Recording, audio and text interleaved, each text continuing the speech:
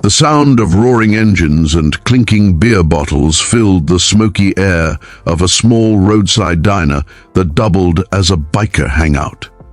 The men inside were hard as steel, faces carved by years of rough roads, their leather vests marked with the word disciples.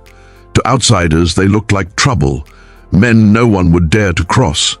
But on one cold, rain-soaked evening, the door creaked open, and silence fell. A young woman stepped inside, drenched from head to toe, her hands trembling, her dress torn.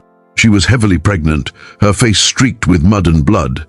Every eye turned toward her as she took one shaky step forward, clutching her belly as if it were her last lifeline. Her lips quivered as she whispered, "Please, someone help me."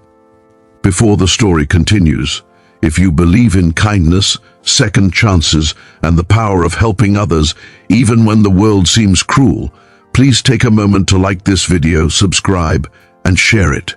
Your small gesture might help spread hope to someone who desperately needs it today.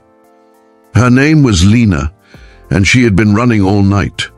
She wasn't running from a storm.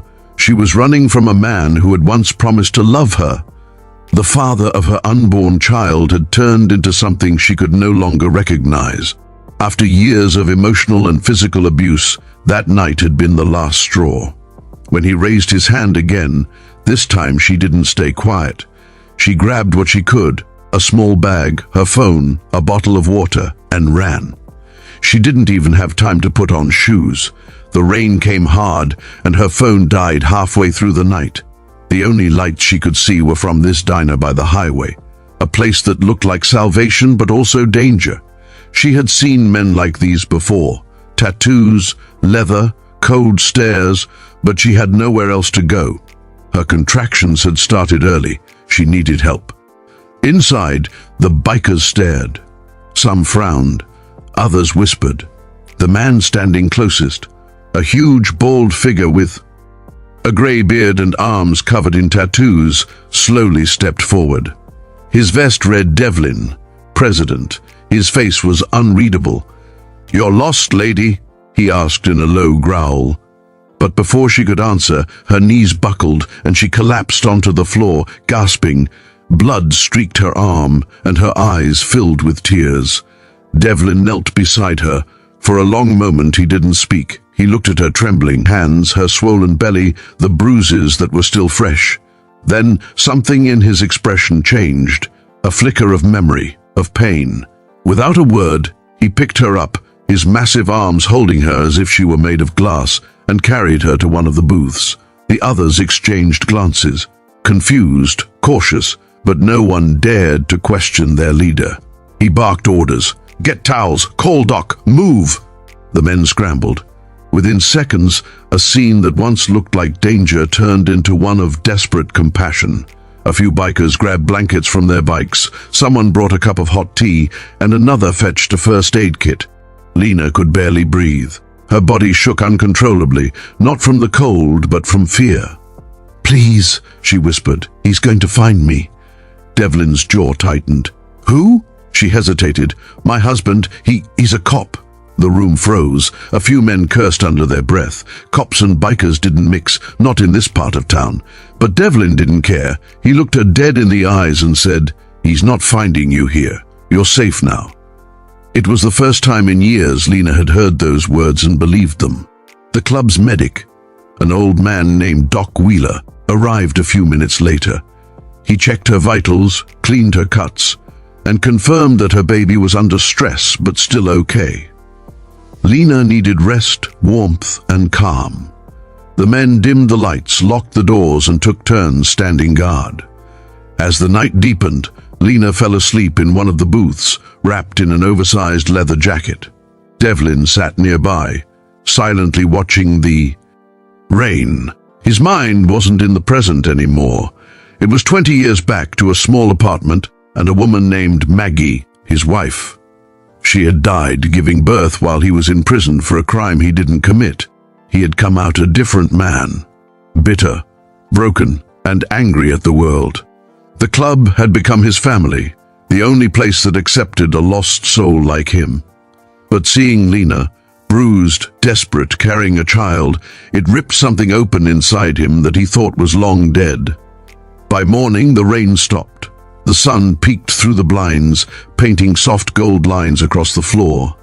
Lena woke up confused but safe. Someone had left her a warm breakfast and a note, "You're under our protection now." "Rest," she cried quietly as she ate. No one had shown her kindness in so long that it felt foreign, almost painful. She stayed hidden for 2 days, while the disciples made sure no one came sniffing around. But trouble has a way of finding the broken. On the 3rd day, 2 black police SUVs pulled into the diner's parking lot. The man who stepped out wore a badge and rage, Lena's husband.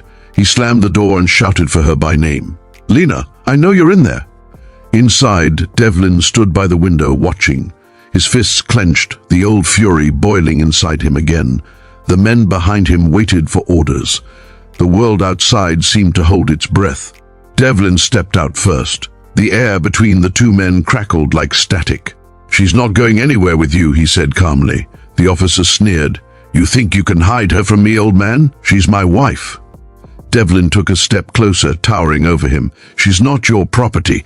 The officer reached for his gun, but before he could draw it, 6 bikers emerged from the diner, forming a silent wall behind Devlin. Their presence alone was enough to make any sane man hesitate. The officer's hand trembled. He looked from one face to another, realized what he was up against, and spat on the ground before storming off. "You'll regret this," he muttered. When he was gone, Devlin turned back inside, his heart pounding. Lena was shaking, terrified that he'd come back. Devlin knelt down again, just like that first night, and said softly, "You've got family now. Nobody's touching you." From that day on, Lena became part of their world. The bikers, rough, tattooed men society had written off, treated her like a sister. They fixed up a spare room in the diner's back office, made sure she had everything she needed, and even set up a little nursery with whatever they could find. One of them, a mechanic named Rusty, built a rocking chair out of old motorcycle parts. It creaked loudly but somehow became Lena's favorite spot. For the first time, she smiled. Months passed, and the baby grew stronger. Lena regained her confidence, her laughter slowly returning. But Devlin knew something dark still lingered, that abusive men rarely gave up easily. He had quietly arranged for her to get new identification and a safe house far away when the baby came. Then, one stormy night, almost mirroring the night she had first arrived, Lena went into labor. It was too soon and too fast. The roads were flooded and the nearest hospital was an hour away. There was no time. The men gathered around, their rough exteriors hiding a deep fear. Devlin took her hand. "You've got this, sweetheart. You're not alone." Hours later, the cries of a newborn filled the diner. The men cheered and cried like children themselves. A tiny baby girl, wrapped in a clean towel, blinked up at the world, her world, for the first time. Lena named her Hope. Devlin held the baby gently, tears glistening in his eyes. "You brought light into this place," he whispered, "but peace is never without cost." A week later, the abusive husband returned with a vengeance. This time, he came alone, drunk, armed, and desperate. He kicked open the diner's door, shouting for Lena. The baby was in her arms when the first shot rang out, shattering a window. Before anyone could move, Devlin stepped between them. The bullet hit him in the shoulder, but he didn't flinch. He lunged forward, disarming the man with one brutal motion, and pinned him down. The other bikers rushed in, restraining the officer until the sirens arrived. When the police came, Lena feared the worst, that they'd side with him. But Devlin had already made the call, recorded everything, and had witnesses ready. The truth came out, and for once, justice did too. As the paramedics treated Devlin, Lena knelt beside him, clutching his hand. "Why did you risk your life for me?" she whispered. He smiled faintly. "Because once someone should have done the same for my wife. I wasn't there for her, but I was here for you."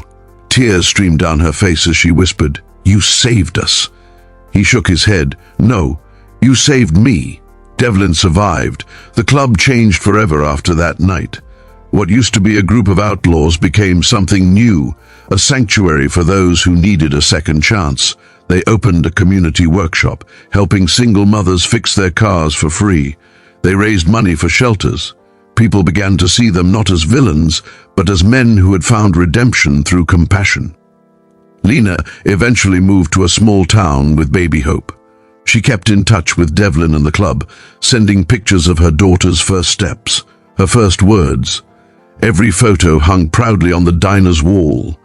And once a year, when the disciples rode through her town, they always stopped by her house. The sound of engines announcing that family had arrived. Years later, when Devlin passed away peacefully in his sleep, the club gathered around his grave. Lena stood there, holding Hope's hand. She whispered to her daughter, "That man, he saved our lives. Never forget that angels don't always have wings. Sometimes they wear leather jackets." If this story touched your heart, if it reminded you that even the two